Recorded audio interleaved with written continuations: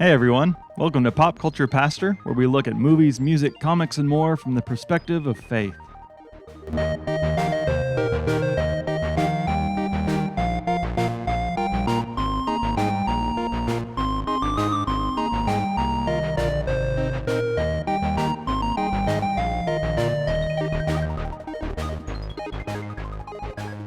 Welcome to the show, everyone. This is your self-proclaimed pop culture pastor, Chris Perry. Today is May the 4th, or Star Wars Day, and so we're going to be talking about Star Wars and the Mandalorian. And we're going to focus on the different groups on that show and the way that they are influenced by fundamentalism. My guest today is my friend and true Star Wars fan, Joe Quigley. So thanks for being on the show today, Joe. Yeah, my pleasure. Joe was someone, I guess you were in my college ministry when we were both in Abilene. And I married you and your wife, Lauren, which still sticking. So yep, I did a good job, I guess. Put that on your resume. Yeah, I gotta keep a tally of how many successful marriages. We share a lot of nerdy interests, gaming, and obviously Star Wars. So that's why Joe is joining us on the show today. Joe, you want to give us a little bit of your spiritual bio? Just take a little time, tell us how your faith has grown and shifted over the years. Sure thing. So I was born into a missionary family. My parents still are missionaries in Guatemala. They went down in the 80s, so they've been there for over half their life now.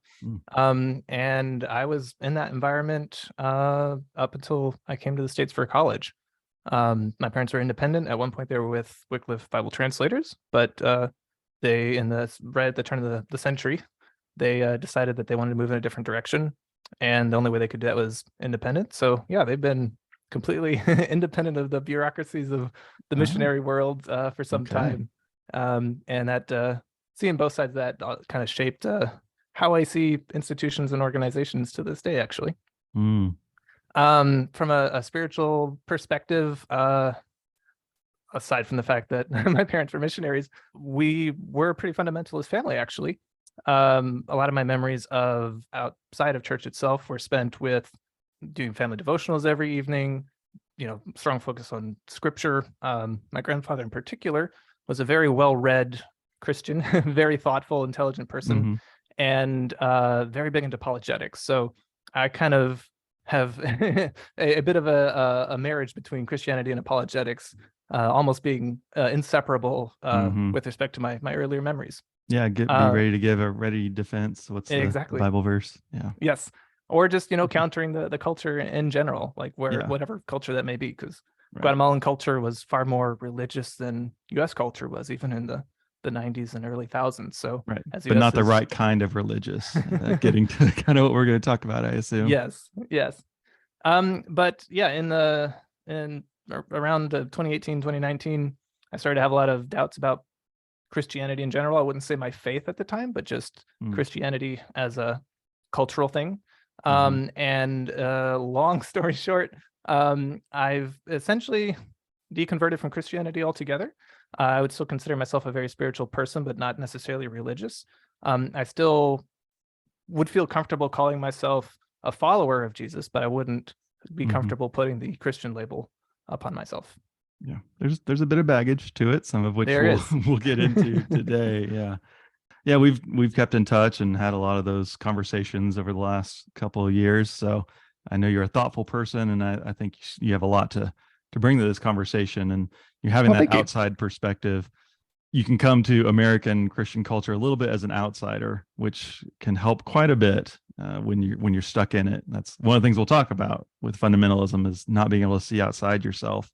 So you do have, just because of your upbringing, a little bit different perspective. Yeah. So the other thing we usually start with is some of your first pop culture interests, your first fandoms. What were some of the things that really got you excited about the pop culture world growing up? So that is a very difficult question to answer, because growing up in the 90s and early thousands in a developing nation, I didn't really get the internet until about 2006. Like, we had dial-up and stuff like that, but you couldn't connect with the wider audience as a whole. And we didn't have TV because we just didn't get US TV. So I was exposed to Star Wars, actually, is one of my earliest pop culture memories. So very fitting for this episode. Whenever we would come back to the States to visit family and supporters, I remember just burning through VHS tapes of the original trilogy. And I just absolutely loved that story. Like, it just had all the action. It had obviously the spiritual component. And I definitely had, conversations with my dad about Star Wars and the Force being kind of like a metaphor for the Holy Spirit, if you will. And you've obviously got the Jesus figure in several Star Wars characters throughout the whole franchise, not just the original series. But in those, it was a very coming back from like the very old classic sci-fi and action movies of the 1900s, to put it that way. You had that very clear definition of black and white, good versus evil. And it's not that I wasn't permitted to watch certain other shows. It's just other pop culture things were maybe not as clearly defined black and white, good versus evil. And so they were kind of frowned upon, not banned, but just you didn't feel the comfortable watching those things. So even though I didn't have a wide access to especially things like, MTV and just popular movies in general, you could name many on previous episodes of of this show. There have been pop culture references that are not native to my upbringing. They are something that I learned about either through you.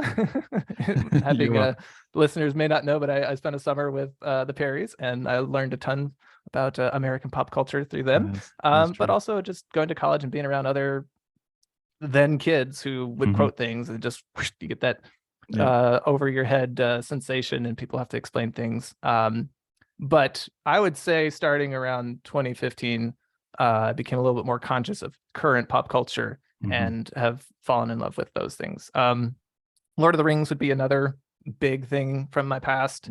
Also pretty black and white, good and evil. Yes. That tracks.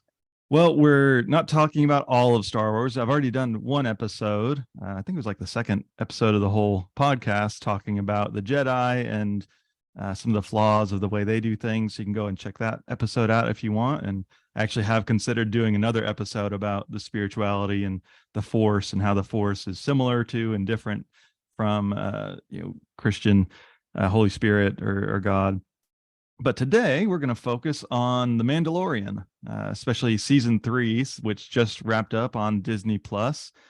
We're going to, as much as possible, avoid spoiling the ending, which I think should be mostly doable because the aspect of the show we're talking about, it kind of trails off. It seems like their interest in exploring that gets pushed to the side by the time you get to the end. Do we need to explain what this show is? I assume most people know. I think it would help. Just a quick summary of what it is, because having watched all 3 seasons, I actually took a long break between finishing season 2 and starting season 3, because I wasn't sure where the show is going. And then I heard people excited about season 3, so that gave me some more motivation to finish it.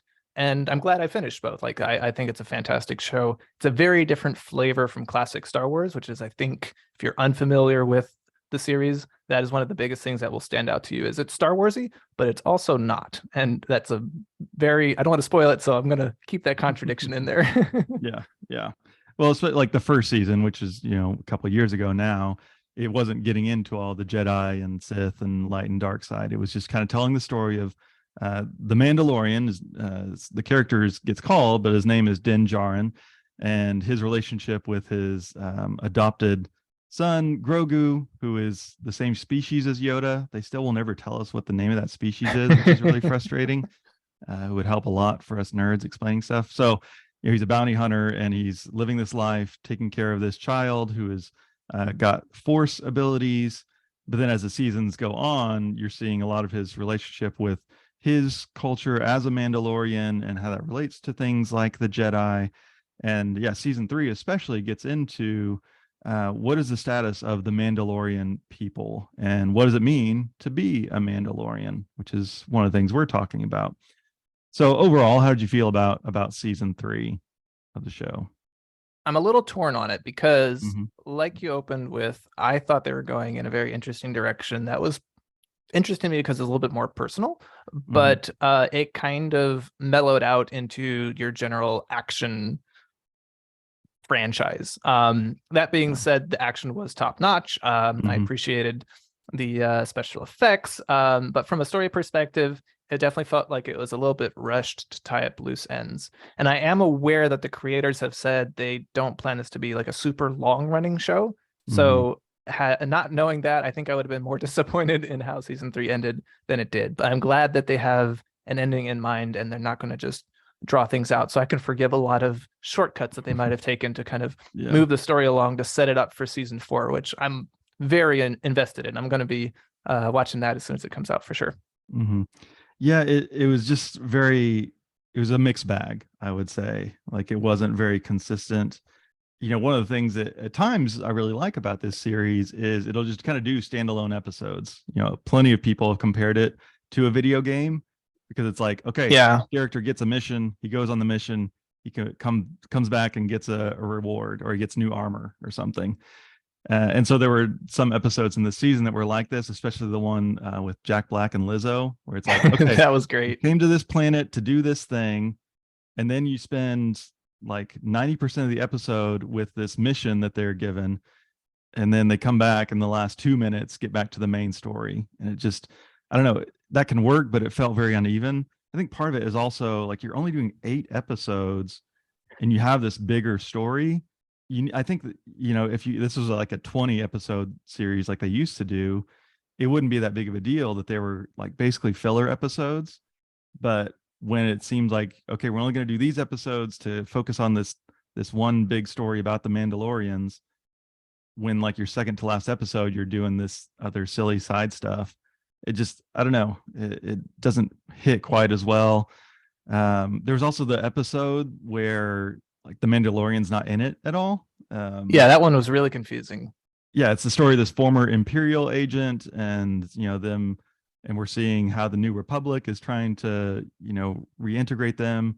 So the series is set, for those that it's hard to keep track of these things. It's set after Return of the Jedi.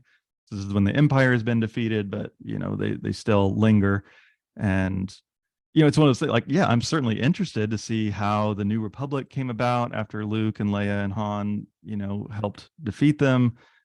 But is this the place to do that? Again, when you're only going to do 8 episodes, are we going to take one to just do this? It also felt a little like they were trying to do what Andor does with that episode, and we're not doing it near as well, getting into the politics and stuff. Because I mean, I loved Andor.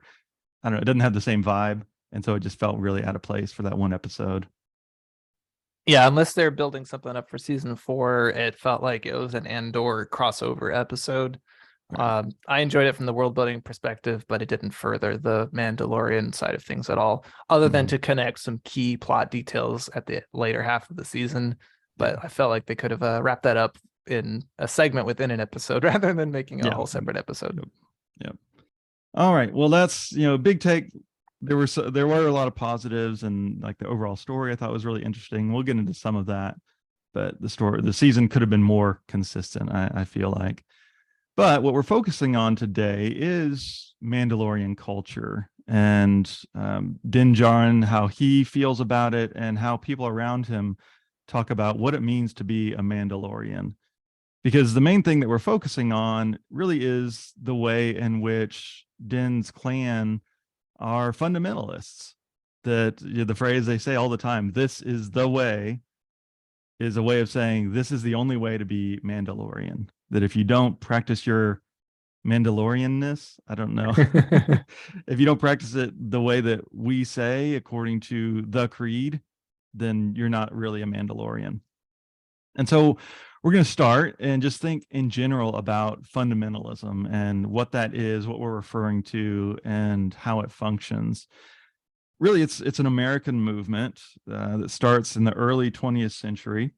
There was actually a series of essays that were published and kind of made available and were spread pretty widely, called The Fundamentals. It was very much a reaction to things that were happening in culture, like the theory of evolution was becoming more widespread and accepted, and critical biblical scholarship was gaining traction. So these were writers, scholars initially coming from Europe, that were taking a different approach to Scripture, looking at it as just historical works and not just coming to it as a book of faith, even if many of them still would have claimed Christianity. And really just modernism in general was on the rise, and so fundamentalism was kind of reacting to that. Although fundamentalism is also very modernist in a lot of its assumptions, which they, proponents tend to ignore a little bit. And really, the current evangelical movement is, an outgrowth of that. Now we don't have time to get into all the history of evangelicalism. In a lot of ways, there was, what we call evangelicals now are trying to move away from some of the harshness of fundamentalism, but in a lot of ways they didn't. But what are some of the things that define fundamentalism? Well, one is the relationship to the sacred text. All right. So for Christians, it's the Bible. For Mandalorians, it's the Creed. So what do you think of, when you think about Christian fundamentalists, how they look at the Bible? What would you see as some of the features of that, Joe? In my experience, I've seen the relationship to the Bible as being almost as important as the relationship with God. Obviously, God isn't speaking directly to a lot of people in more conservative fundamentalist circles. So unless you're in a more Pentecostal circle, the only way that you can hear from God is through the Bible. And so there's really only one way to connect with God directly. This is the way. This is the way, as through prayer and reading the Bible. Yeah, like the Bible is the Word of God. And, some, like you mentioned, some fundamentalist movements are more open to the work of the Spirit or God speaking, and some are very much not, which, definitely was my experience, probably yours as well, that like, no, the only way that you hear from God is through the Bible, through these words. And the words, the Bible is inerrant. That's a term that didn't really exist before fundamentalism, but it's very much tied to it. The idea that, this is true in every single aspect. There are no errors. It is, what it says is literally true. I think that's another big part of it. It's very literal. Yeah. It's reading of Scripture, right? It's responding to evolution and saying, no, Genesis is literal history of how the earth was created, so it has to be 6 days. So that's very much central to how it reads the sacred text and how highly it treasures it. Well, again, in my experience, in our movement, it was the Holy Trinity is the Father, Son, and Holy Bible. We don't really need the Spirit, right? So just give us this book, and that will tell us all that we need to know. And the assumption also being, and we're not interpreting it, we're just reading it. All these other people, the modernists, the liberal scholars, they're interpreting it. We're just reading it. And so this inability to see what you're bringing to the text is kind of part of it as well. And I mean, also, just the idea of, well, the name fundamentalism in the book, the fundamentals, it kind of focuses on like, these are the most important things. Although it seems like everything is the most important thing. Right? There really ends up not being much room for like, well, these things are debatable or negotiable. There didn't seem to be too many that really fit into that category. Fundamentalists can get upset about pretty much anything. Another way to think about fundamentalism, or just like how you understand a religious movement, is to put it in terms of either a sect or a denomination. So a sect is a group that thinks, no, we are the only true Christians or Mandalorians or whatever it is. Whereas a denomination, there the idea is we are a named group within this larger group. And so the more fundamentalists, the more you're going to think we are just a sect. But if you get away from that, you're willing to recognize, okay, these people, they have a different name, they follow some different traditions, but they're still part of this group. So I mentioned before, I grew up in Churches of Christ, which connects to a lot of this. Historically, we weren't as much a part of the fundamentalist movement in the same way, but I think a lot of the assumptions are the same. And so I believe you did too. So where did you see that perspective in the way that we did things? What were some of your experiences? Any of this ring true aside from the stuff we already mentioned with the Bible? Yeah, definitely. And before I answer that question, something that came to mind that I know, unfortunately, both Baptists and Church of Christers will find offensive is now that I've kind of taken a step back from that fundamentalist world, I see a strong overlap between the two groups. And what you were saying about sects versus denominations, I think really resonated with me, because a lot of the problematic things that we'll be talking about, a little bit later on this podcast, apply to sects within both denominations. And it's kind of more the grouping of the denominations is more a collection of people, and a sect is a little bit more about what they believe. That's not really like the dictionary definition, but that's kind of my perceived lived experiences. We all kind of behave this way in the denomination. When you start disagreeing about beliefs, that's when you start dipping your toe into sectarianism. Yeah. And it can be the smallest things, right? Like you said, if you kind of step back, there's a lot of ways in which, all these fundamentalist sort of groups are similar, but you ask them, no, we're completely different from these people. I can't believe you would say that we share anything in common. It's like, well, it's only the small things, like a few things. They would say they're not small. The example I thought of is something like baptism. For Church of Christ people, traditionally it was, you have to be baptized, as in fully immersed as an adult, for the forgiveness of your sins. And if you don't check all those boxes, it doesn't count. I'm sure you remember some debates where like some kid was at camp and you saw their elbow was sticking out when they got baptized. Like, oh, I don't know if they're saved. They didn't go all the way under. And that one came to mind because at the very end of the series, the Mandalorians are practicing basically like baptism, and they don't practice immersion. They just pour water over somebody's head. And they baptize children. Oh, children. That's true. Yeah. Well, he may have been the age of accountability. Oh, okay. If you know, you know. But yeah, I thought it was funny that like both Joe and I texted each other after we saw that, like, they didn't immerse him. But like, see that even when we've moved past it, like it's so ingrained that you can't not notice that like they're not practicing this important thing in the right way. Any other from your upbringing where you see the fundamentalism kind of coming out? Yeah. So my mom grew up in the Church of Christ, and my dad was a Christian Missionary Alliance faith background. And them being married, there was always a little bit of conflict between the two of them with respect to certain beliefs. And as I was a teenager, they kind of expressed to me, like, we don't actually talk to each other about certain things because we disagree so strongly on them that they would kind of break our spiritual unity as Christians, and of course as parents and as a husband and wife. But I thought that was really interesting, that there's just certain things that may seem silly to an outsider that are these deeply held, correct either practices or correct beliefs between the two denominations. And a lot of it did end up being a disagreement between baptism or the effects of the Holy Spirit. My dad was a little bit more on the demons are real side of the spectrum. My mom was a little bit more agnostic to that, I would say. And so when you're a missionary in a culture that has a lot of spiritual components, just because the indigenous cultures there are very animistic, and then there's some syncretism between the animism and the Catholic Church, and the Catholic Church, has its whole spectrum of saints and other iconography and all of that. It can just be a bit overwhelming to think about all of the different flavors of fundamentalist beliefs that you have to navigate through when you're kind of a part of all four different environments or belief systems / cultures at the same time. On one hand, even though they're both sort of in the fundamentalist space, they were able to work together, even though they had to just say, right, like, well, we just won't talk about this. If you're an extreme fundamentalist, you would say, no, we have to talk about this and you have to be right. So yeah, you have to come over to my way or you're not going to make it.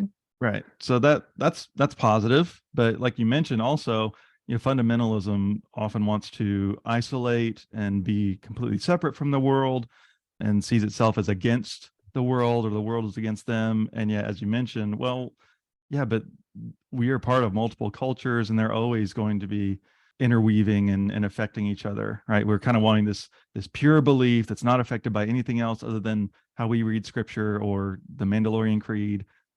But in reality, it never plays out that cleanly, because that's just how life is.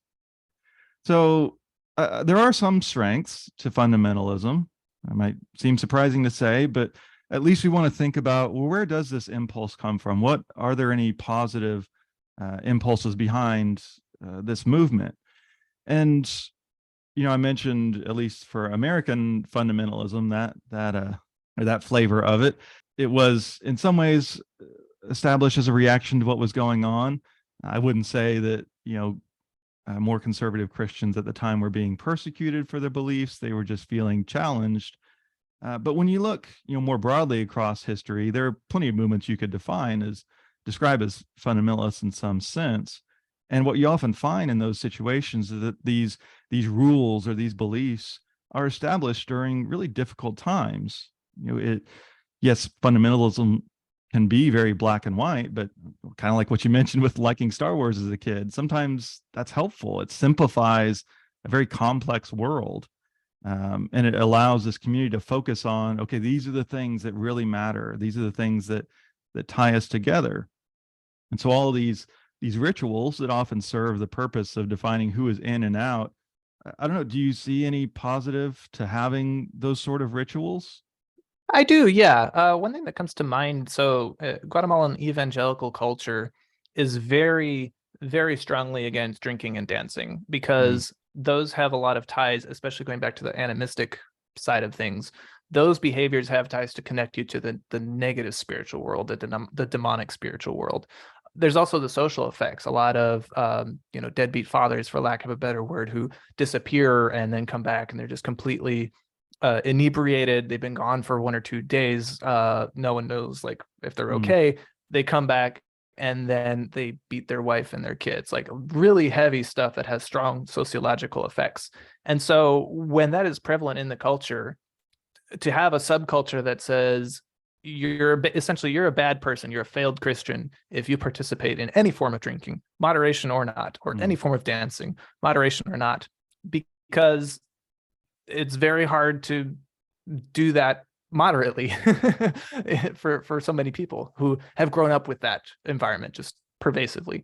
And so it did protect a lot of people from, it strengthened a lot of families. Once people who were deep into drinking kind of committed their lives to Christ in this environment, they cut off drinking, cold turkey, and their relationships with their family members and their community noticeably improved. Like it was such a good thing for so many people.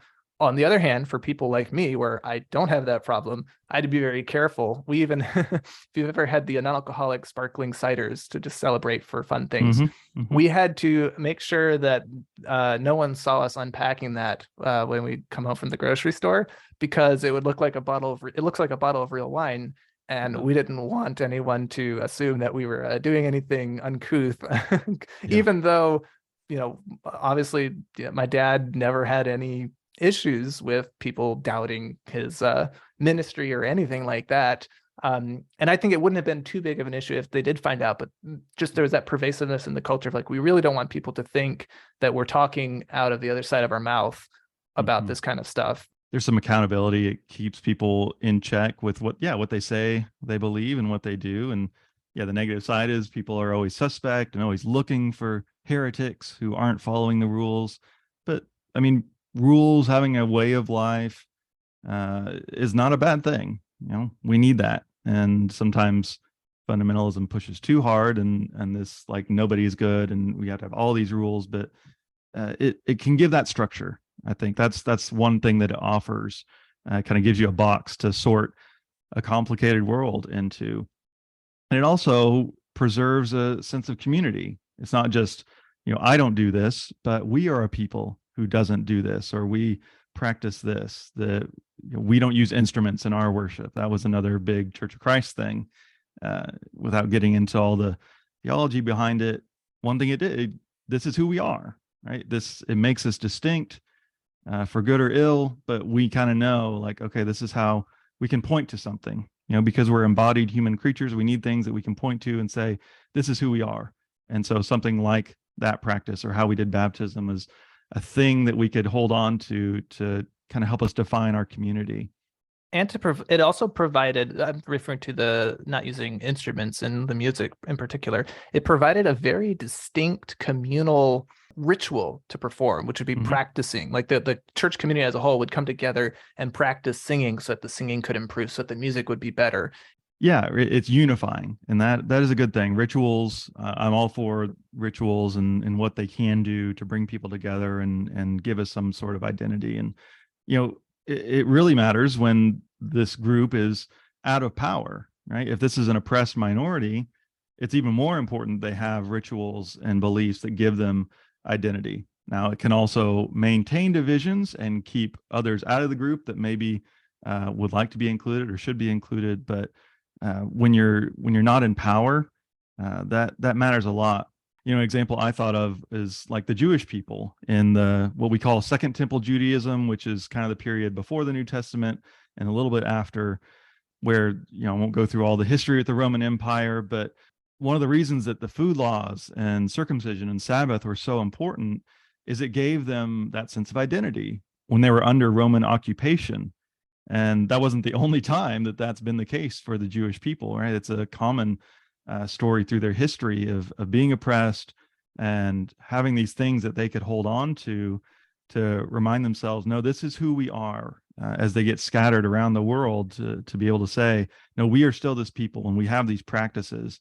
Could they focus on them in the wrong way sometimes?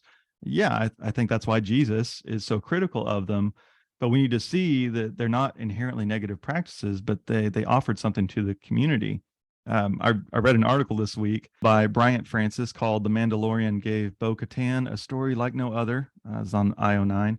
I was already thinking these things, but I read an article that was kind of making the same point, and the author actually is Jewish. He came from more of a secular Jewish background, but he's looking at this season of Mandalorian and thinking about some of the same issues in the same way. And he mentions that, yeah, he saw there were a lot of debates in different Jewish groups about how Judaism should be practiced and how you read the Torah, how to, and again, he's coming from a secular point of view, but these rituals still mattered for his identity. And one of the things he said, he talks about traditions. All traditions are built on technicalities. But it's the values of the people who believe in them that give them life, right? So as we've kind of mentioned, and we'll talk about some Mandalorian ones in a minute, traditions are kind of silly sometimes, and there's technicalities of whether or not this should matter or not. Well, that's not the point. It's the values that people bring to them, and that's why it can be life-giving. Traditions can be life-taking, but we're seeing that there is a power to it. And I think what's important about the traditions is finding meaning in them. A lot of my frustrations with my fundamentalist upbringing was that the traditions weren't meaningful. So they were life-taking in a way. They weren't life-giving. Yet so many people, childhood friends, and family members, they still find incredible meaning in these traditions that I just, even as a kid, I was just like, oh, this doesn't jive with me. I don't feel this connection in this way. And part of growing up is trying to find meaning in life, and finding that within your spiritual or religious practice is just as important as in the more secular side of your life.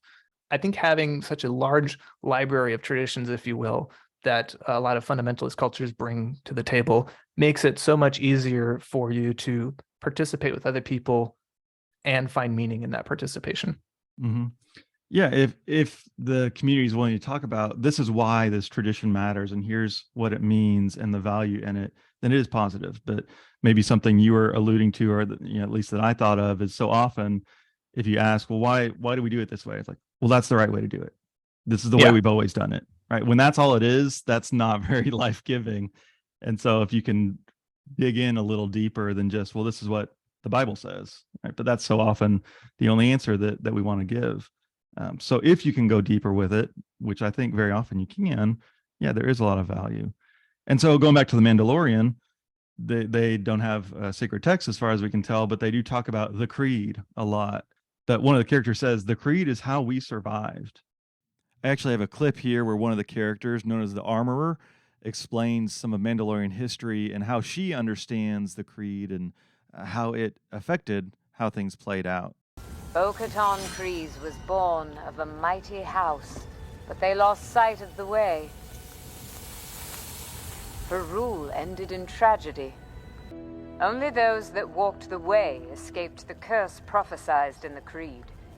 Though our numbers were scattered to the winds, our adherence to the way has preserved our legacy for the generations. until we may someday return to our homeworld. So in that article, he's again comparing the experience of the Mandalorians to the experience of the Jewish people. Again, the creed, the beliefs, the traditions, or how they survived. So I wanted to take a minute and just kind of go over some of the Mandalorian history. Some non-nerds may get bored by this, but I think it's kind of important for this discussion if we're thinking about where does fundamentalism come from and when can it be helpful and when can it not. So now looking a little like from the outside at Mandalorians in Star Wars, really most people's only exposure would have been Boba Fett. He shows up in Empire Strikes Back and he's wearing that cool helmet. I don't know. Sometimes I feel the only reason people like Boba Fett and the Mandalorians is because he looks so cool. Do you ever get that feeling? Oh yeah, especially when he falls in that Sarlacc pit and he just carves his way out of there a little bit later. I mean, you don't see it in the movies, but like, oh, this guy's invincible. Like, and he's got that Secret Service kind of feel to it where you can't see where he's looking, how he's looking. Mm-hmm. So it makes him very ominous. And if you like a complex character, I feel like not being able to see someone's face will definitely make that a little bit more complex. Yeah, or at least you can imagine that it's complex. Yes. I know I've talked in here before. I thought Book of Boba Fett, that show, was pretty terrible, and that there's really not much to his character at all. But you can imagine that he's really cool. And I think that's kind of where, if you got into like the expanded universe, there are a whole bunch of books and comics and games back in the day that are no longer considered canon. But they dug a lot into Mandalorian culture. But that all kind of got rebooted in what I would now call the Filoni-verse. Dave Filoni is one of the key creators of The Mandalorian, and he's also done several of the animated shows like the Clone Wars and Rebels. And I went back before this season of Mandalorian started, and I decided I was going to watch all of the episodes of those shows that had to do with Mandalore and Mandalorian culture and the Darksaber and all that kind of stuff.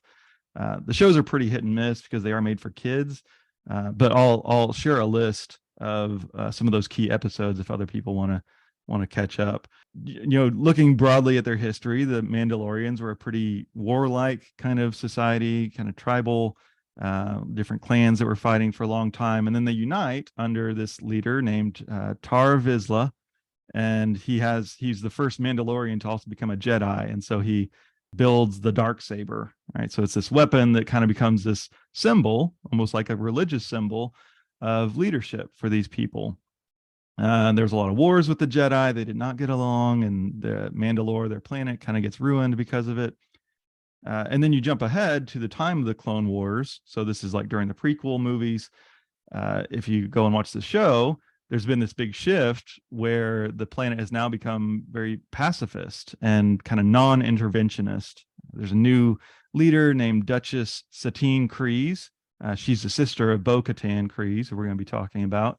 And she's kind of seeing the ways that Mandalorian culture, the way that they've been killing themselves is not helpful. And so they need to do something different. And she also has a relationship with Obi-Wan Kenobi. He almost left the Jedi to go and be with her, which again, go back to my previous podcast and why the Jedi suck sometimes, and their rules about avoiding relationships are not helpful. But at that time, when the majority of the planet is becoming more pacifist and leaving behind their warlike ways, there were some people who didn't really like that. And so there's a group called the Death Watch, really are basically terrorists who are rejecting that path and are trying to, kind of call Mandalore back to what we used to be, the good old days where we were known as warriors. And so this Death Watch group, Bo-Katan, actually was initially with them. One thing that I thought was really interesting, you go and watch these shows, and some of it may just be because this was written before the Mandalorian show was created, but this Death Watch group, who seem very fundamentalist, they take off their helmets. So that shows you that even this, more fundamentalist group at that time didn't have these beliefs that seem so central to the group that Din Djarin is part of in our show. So things continue to not go well for Mandalore. The Duchess dies. Bo-Katan briefly takes over rulership of her planet, but then the Empire pretty much immediately comes to power. And so the big event that happens after this, the Empire kind of retaliates. They get tired of Mandalore always trying to become independent, and so they basically just destroy the planet. Moff Gideon, who's kind of the big bad of the Mandalorian, he's the one that kind of spearheads that attack. Do you see any similarities to political / fundamental behaviors and beliefs in church history? Because as you're going through that, obviously fictional history of a fictional universe, there's some strong parallels to how Europe was fighting politically. Certain people were aligned with certain church beliefs or groups. And while all that's going on, there's literal wars being fought between Christian countries, that Islam is now taking over parts of Turkey and parts of Spain and spreading their beliefs. I don't want to draw any correlations to good guys or bad guys in that fight, but each group thought the other group was the bad guy, just like the Empire and rebels / non-Empire folks took advantage of each other's weaknesses during times of infighting. Yeah, right. And what they believe religiously, I don't know if that's always the best word to use in Star Wars because it's unclear. But yeah, those cultural beliefs are tied to political beliefs, right? We should be in charge of everything because we believe correctly. Fundamentalism often has a political side, and we may get into that in a little bit. But yeah, there was some sense of, right, that Death Watch group, they want to be in charge, but it's because we have the correct beliefs about what it means to be Mandalorian. And these people have rejected the correct way. I don't know, any other ways that you see the different Mandalorian clans, as we get to the series, reacting to this history, responding to it? It's like I mentioned, the Children of the Watch that Din Djarin is part of, they're kind of descended from that Death Watch. Bo-Katan was with them, but then she split off at one point and kind of has her own group. I don't know, how do you see that history impacting the way that characters in the show talk about what it means to be Mandalorian? There's two different ways of the way that start to come out. I would definitely think that Bo-Katan's side is Mandalorians are like a cultural identity. They have a set of core values about their community and obviously trying to win back their home planet, and finding unity in these are the things we have in common, not the things that set us apart. Whereas I feel like Din Djarin's sect, it starts out being intentionally exclusive. They think that people who take off their helmets have committed a really serious and egregious sin. And unfortunately, and you kind of see this in some of the Jewish diaspora after the destruction of the temple, but Din Djarin's sect believes that the only way you can redeem yourself is to become baptized. Ironically, through immersion. That's true. Complete when immersion. That's what they said. That's what the armorer told Din Djarin he had to do. He had to go bathe in, not be bathed by, the waters of the sacred smelter. I can't remember the name. Oh, the Great Forge. Thank you. The Great Forge. I like sacred smelter, though. That's got a nice alliteration to it. And unfortunately, since that's on Mandalore was destroyed, there's no way for Din Djarin to redeem himself. Without revealing any spoilers, Din Djarin finds a way to redeem himself and make every party happy, but it comes at a cost to him. Yeah, fundamentalism often does not make it easy to get yourself right. And yeah, we'll talk about the armor in a minute of like, what is she actually asking? What does she really want?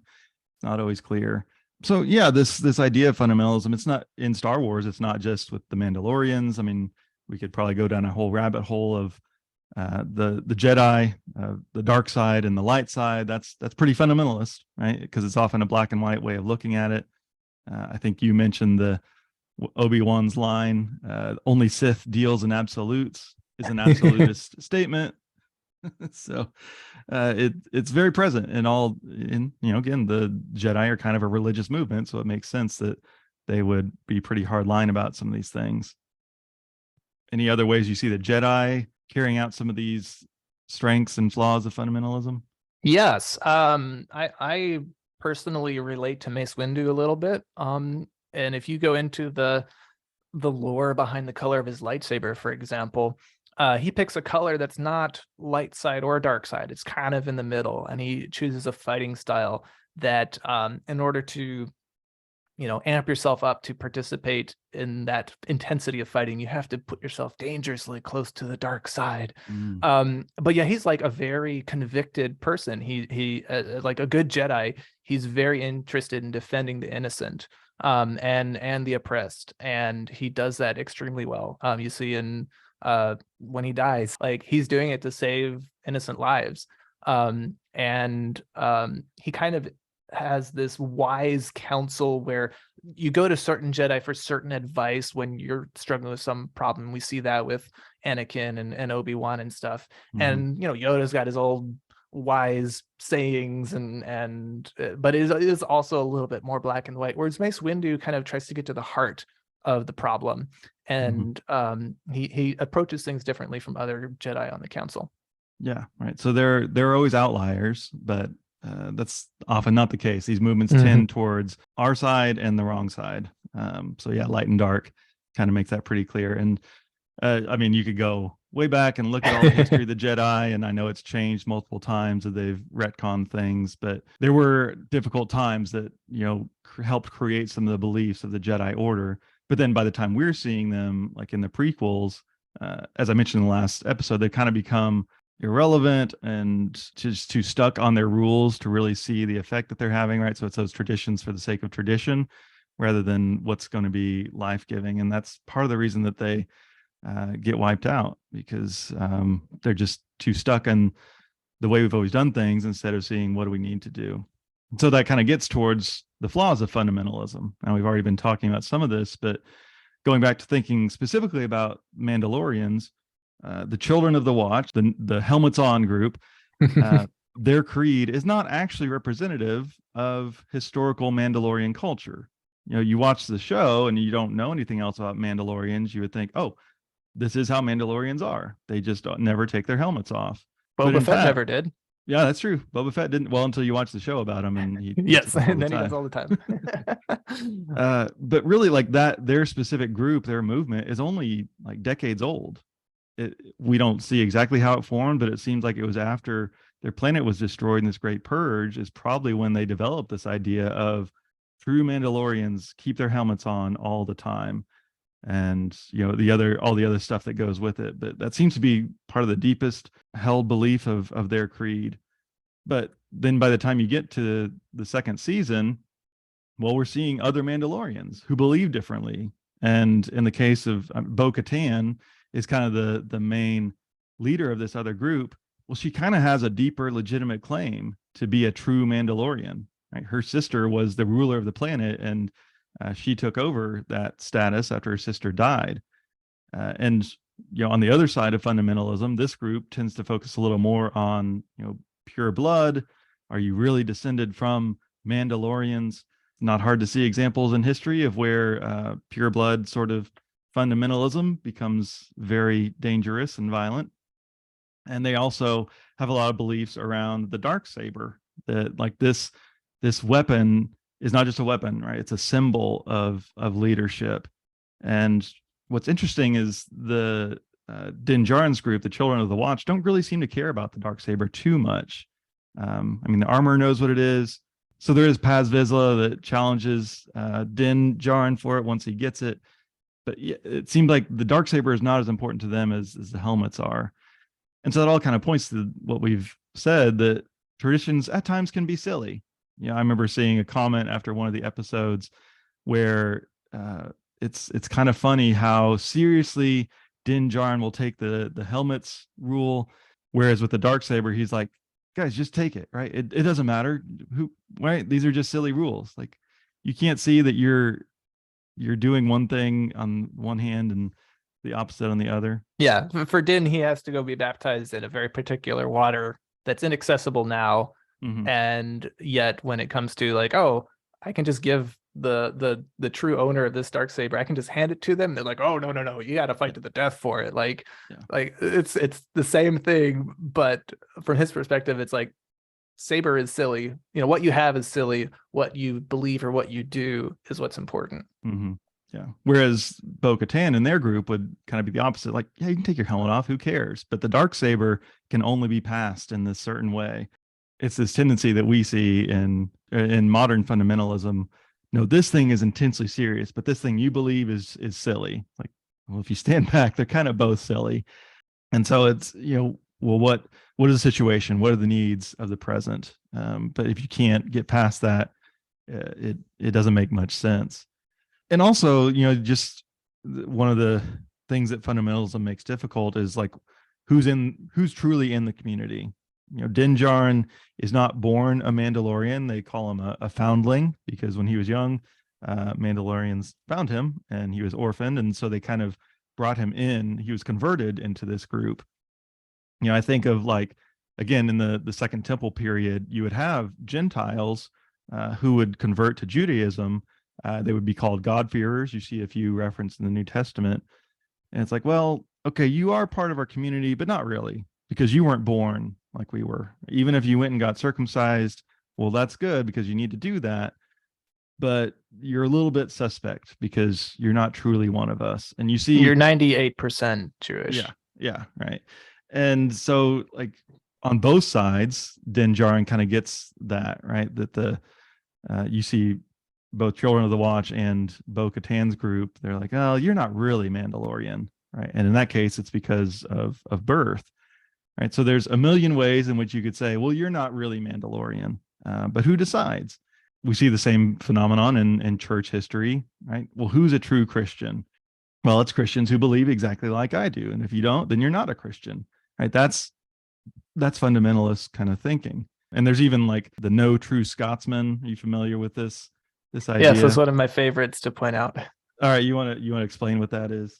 Sure thing. So the no true Scotsman fallacy is where think of someone wearing a kilt and also playing the trumpet, and someone goes, well, no true Scotsman would play the trumpet while wearing a kilt.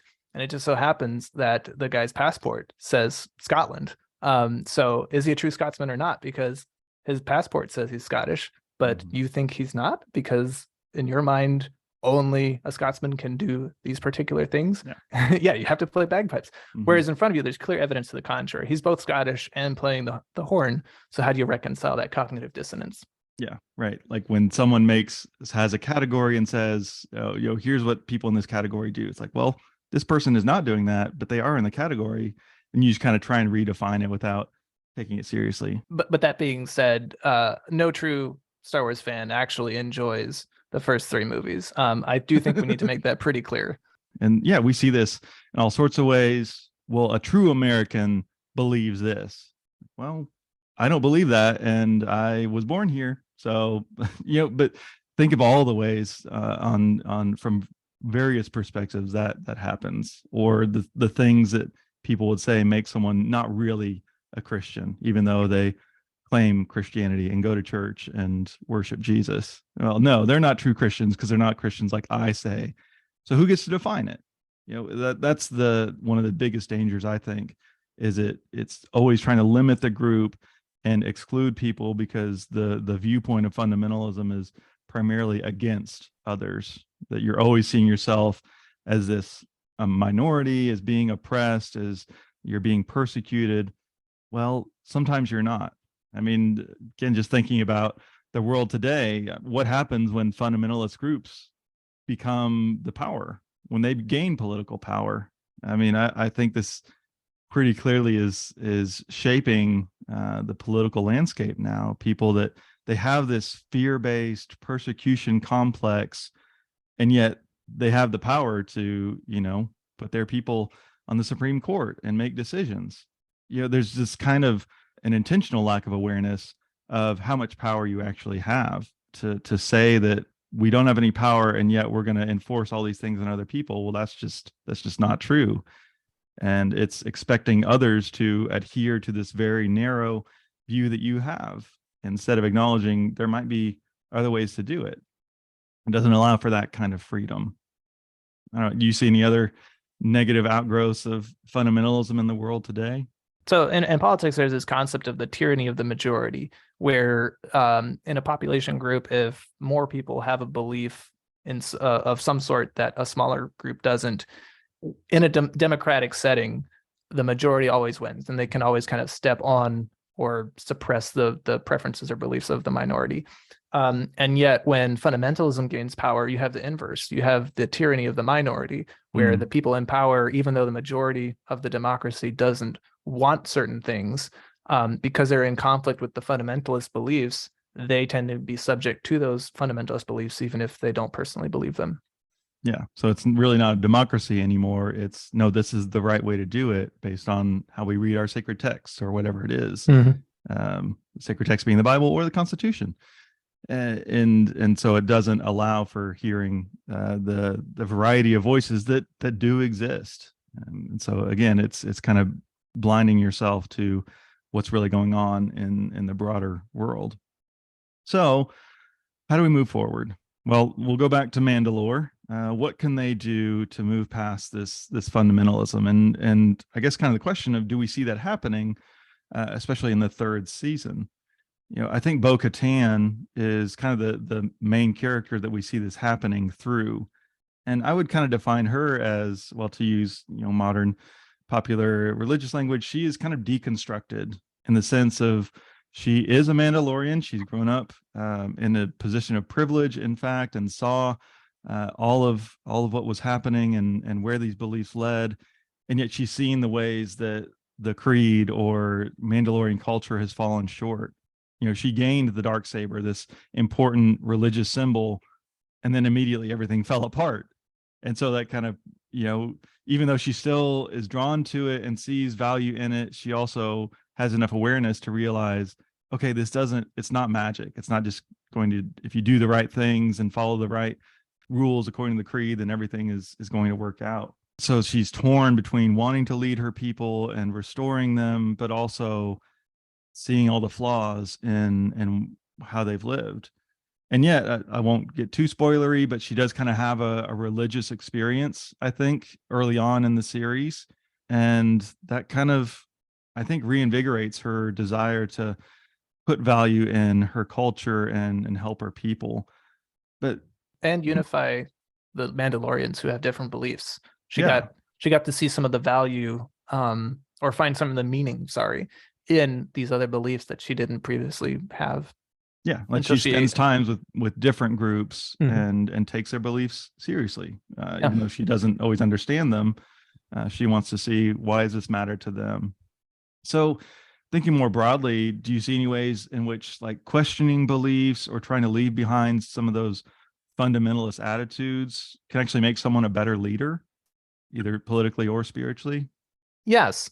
As a leader in particular, if you don't understand other groups that you may have to lead, it won't make you an effective leader. And particularly in something that's more political, like Bo-Katan's position, she needs the support of everyone. And so if she doesn't understand what the more extremist subgroups believe, and even though she doesn't believe them, she can at least honor them respectfully.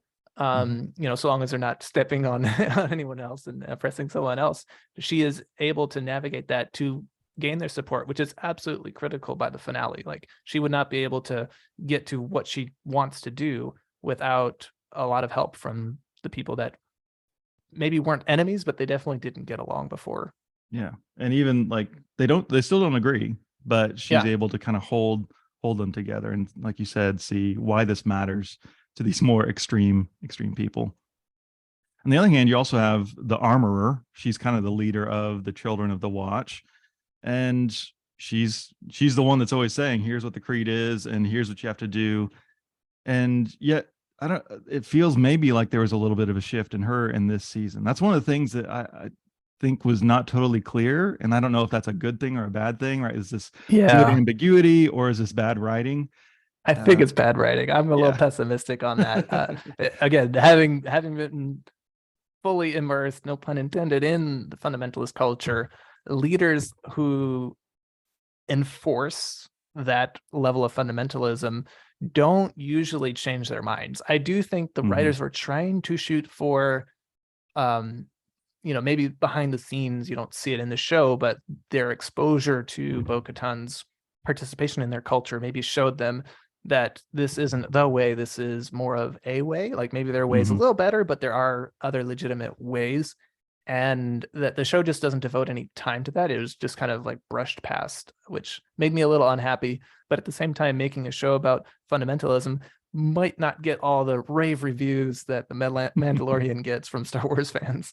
Yeah, right. It does feel like she moved a little too quickly. Like, you know what? It's okay to have different beliefs. Like you said, that doesn't seem realistic to what we see and how fundamentalism tends to act. But for the sake of the story, it kind of needed to. So you're just like, yeah, okay, this is fine. So it was very confusing how she changes her mind about some of the helmet stuff, at least for Bo-Katan.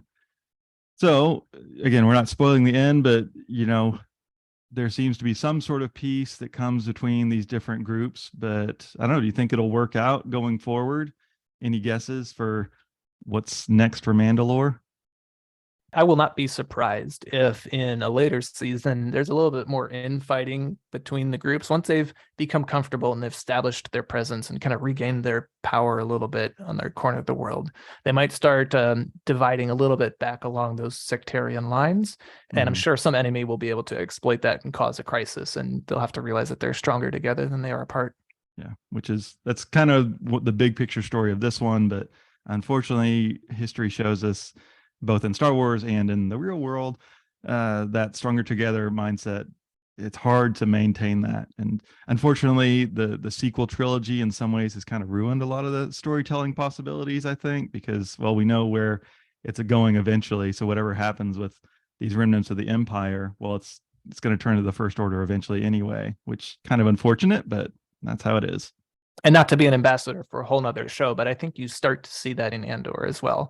There is this sense of like, we're all stronger together, but it's at such an early stage of the rebellion that a lot of people don't realize that they're still very focused on their political infighting. Like they want power within their own rebel group that the Empire could just crush immediately. And so I can see that kind of being recycled in a later season of The Mandalorian if some bad guy group gains significant power. Maybe it's a New Republic, being a little more oppressive, uncomfortable with the Mandalorian presence. Who knows? But that is a risk. Yeah. Well, I mean, I think we mentioned Andor and how great it is. And yeah, that's definitely a show where it's like you're not going to have different groups or groups that kind of have the same goals but different beliefs just very quickly. Like, oh, well, we'll just get over it. Like what kind of happened on The Mandalorian. That's one of the things that's great about Andor is saying, like, even though they have the same goal, it's so hard to get people on the same page when you have different beliefs about how to get there, whether you're like hardcore fundamentalist or not. Getting past those differences is tricky, but it is important. Again, going outside of the world of Star Wars and thinking about in our world and in the religious world, how do we move towards that? How do we move forward after fundamentalism? This is the way is the phrase that gets used in the show, but how do we get towards this is a way? I don't know why it is that we always want that definitive article. Maybe it's just for our own sake. It's to say, no, I know I'm right because I have found the way and not just one of them. And, in Christianity, one of the main places that people often go to make that more fundamentalist argument is something Jesus says in the Gospel of John. He says, I am the way. I mean, at face value, just taking it like that, it seems pretty exclusive. But that's not the only way you have to read that statement. For one thing, Jesus is answering a question. And the question is not, Jesus, are there many ways to God? Because when we ask it in that way, which is often what I see Christians doing, then the answer is no, it's just me. But the question he's actually answering is from his disciples who are concerned that Jesus is going to God and they're not sure if they know the way to God. And so Jesus is saying, no, you do know. And it's through me. A way I understand it that I think is more inclusive is saying, if we're saying Jesus is the way, it means that whenever someone finds God, finds access to the divine or has some sort of religious experience, Christ is in that somehow. You and I have talked about Richard Rohr a lot, and his ideas about the universal Christ, of Christ in all things, that Christ is at work, whether we name it or recognize it or not, which you see that in Jesus' own ministry when he talks, like the sheep and the goats. People are doing Christ-like things, helping the least of these, and they don't know that they're doing it for Jesus. but that's okay. It's Christ is in that still. And so that, I think that's a helpful way forward, instead of thinking, okay, are they following the right path as I understand it because they're making these faith claims, or is it, well, I look at their life, I look at the fruit of how they're living, and it seems like somehow God is at work in that.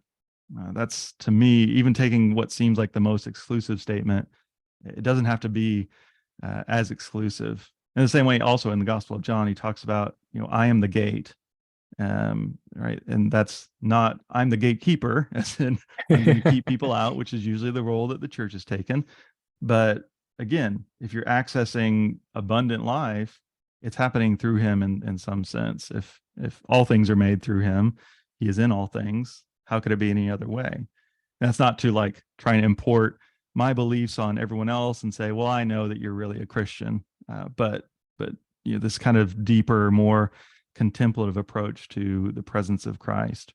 I think another thing that's necessary to move past fundamentalism is just a better acknowledgement of history and having some humility in that area. It hasn't always been done this way. We say that, like, we've always done it like this. Well, you're really just basing that off of your experience, and the farthest back you're probably going is like your grandparents and how they did church or whatever.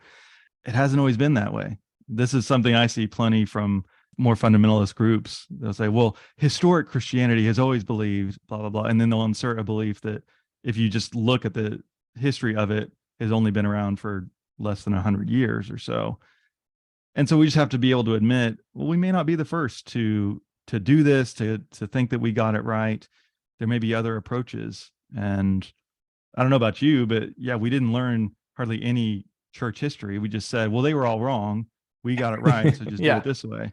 But to see, oh, actually, they probably maybe got some things right that we've missed, or at least there are gifts there that in the broader tradition, not just our tradition. I don't know, what else do you see is helpful for moving forward, and where does history come in to all of this? Yeah, what you're saying about how we've always done it this way, I think fundamentalism often forgets to include people who don't participate in it, yet they're part of the historical record, if you will. Mm-hmm. And so to say that there were no true, in some ways, fundamentalists saying that this is the only way and we've always done it this way excludes the valid Christianity of people who didn't see that thing for what it was back a while back. I guess one example in my personal journey was deconverting from the thought of eternal conscious torment in the concept of hell. And you have lots of early church fathers who bickered over that and fought over that, intellectually. And some believed that eternal conscious torment was a thing and others didn't. Some believe that marriage was good. Others believe that marriage was horrible. And you kind of see that transition throughout the historical record, largely influenced by politics and the cultural norms of the time. Like in the medieval era, for example, women actually had a lot of power if they were single. But once they got married, they were kind of seen as lesser than.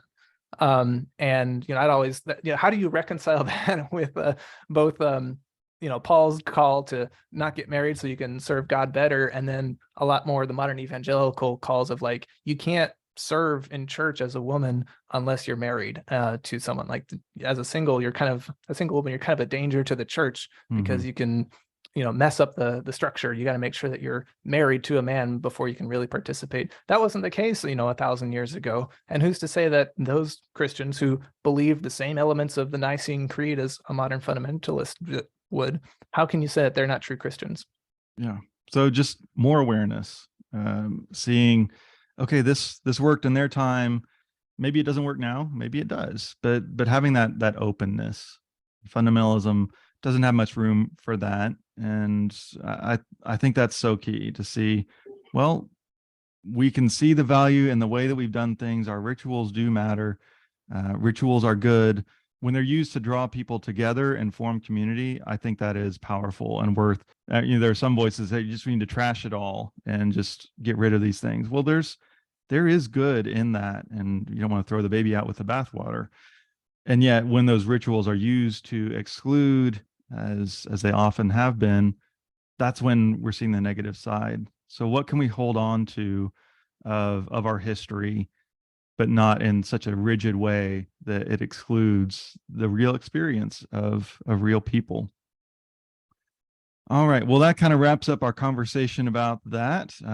Happy to hear any comments that people have. If you liked or didn't like The Mandalorian, why you think we are not true Star Wars fans, any opinions expressed, I say that we still are.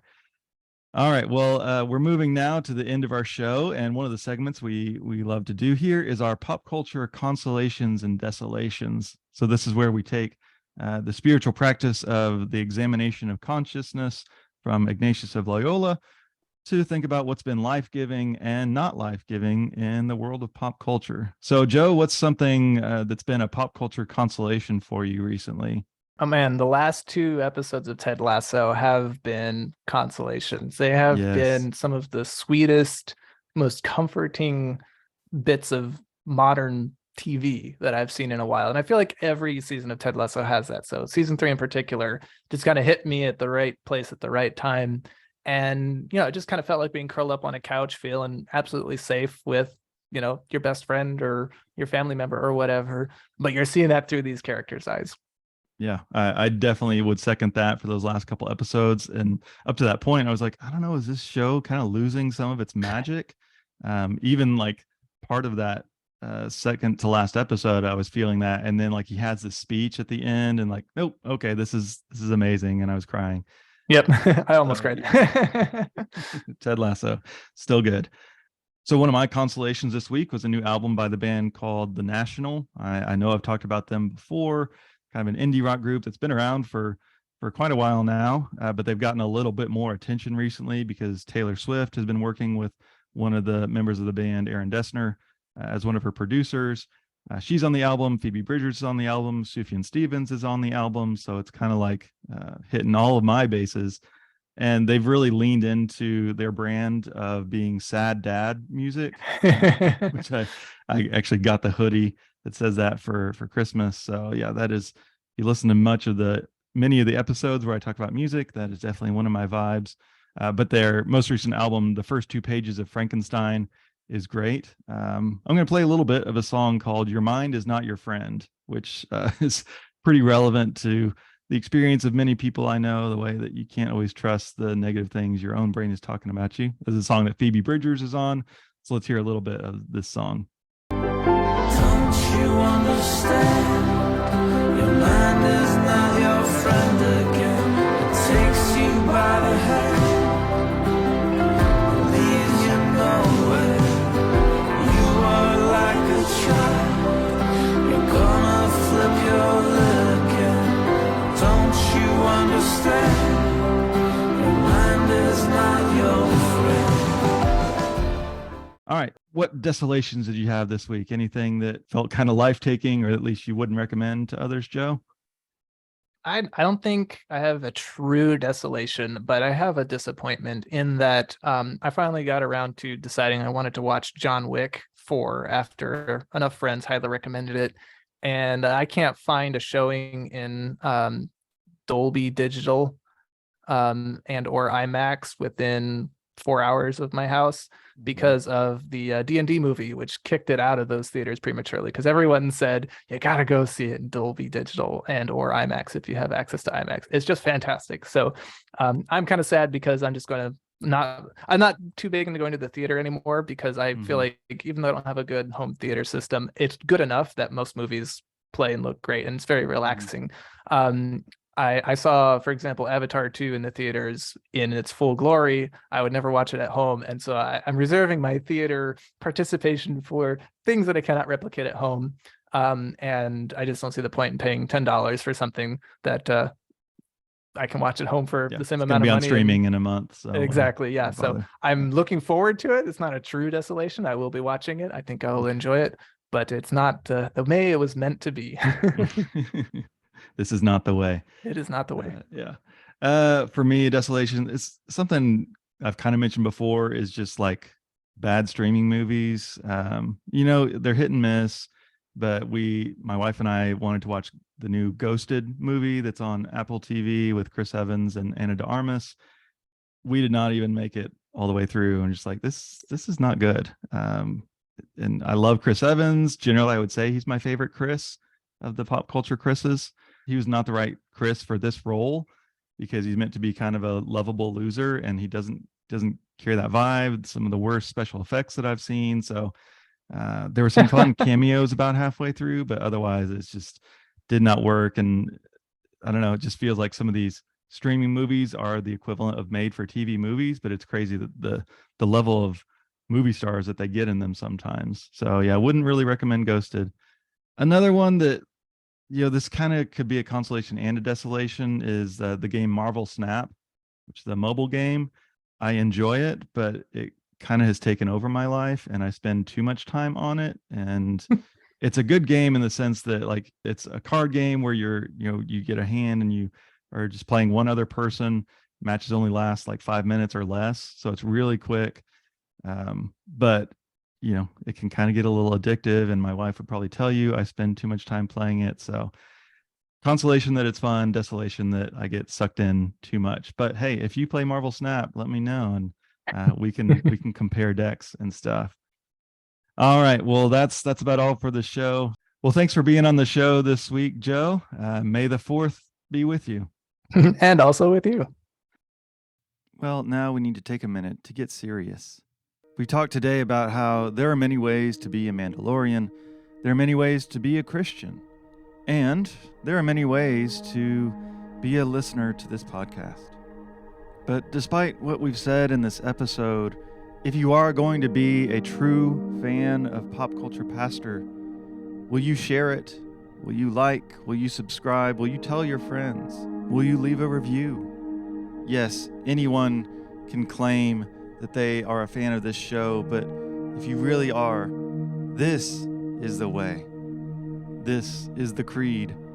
This is the way, the truth, and the life of a podcast listener. As always, this show is produced by me. Big thanks again to my guest, Joe Quigley, for being on the show today. Our theme music is Be Thou My Vision from the 8-Bit Hymnal by Mr. Tyler Larson. Our show comes out every other Thursday on your preferred podcast platform.